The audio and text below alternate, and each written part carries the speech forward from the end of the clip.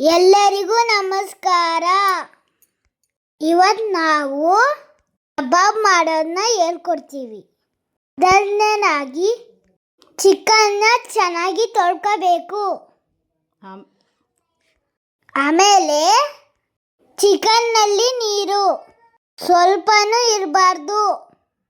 ಒಂದು ಪಾತ್ರೆಗೆ ಚಿಕನ್ನ ಹಾಕೊಳ್ಳಿ.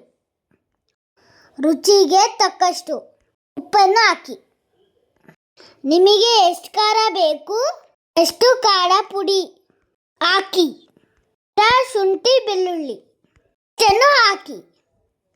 ಹಾಗೆ ಅರ್ಧ ಭಾಗ ನಿಂಬೆ ರಸವನ್ನು ಹಿಂಡಿ 2 ಮೊಟ್ಟೆಯನ್ನು ಹಾಕಿ.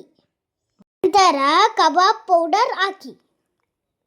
ರುಚಿಯನ್ನು ಇನ್ನೂ ಹೆಚ್ಚಿದ್ದನ್ನು 2 ಸ್ಪೂನು ಮೊಸರನ್ನು ಹಾಕಿ.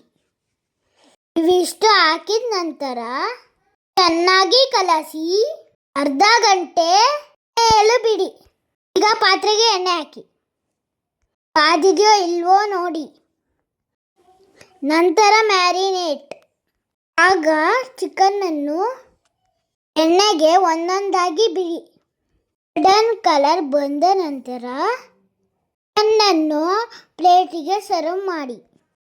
ರುಚಿ ಚೆನ್ನಾಗಿದೆ. ಈ ಕಬಾಬು ಮಕ್ಕಳಿಗೂ ಇಷ್ಟ ಆಗುತ್ತದೆ. Please subscribe guys. ನಮಸ್ಕಾರ ಗಾಯ್ಸ್. ಇನ್ನು ನಾವು ಊಟ ಮಾಡ್ತೀವಿ.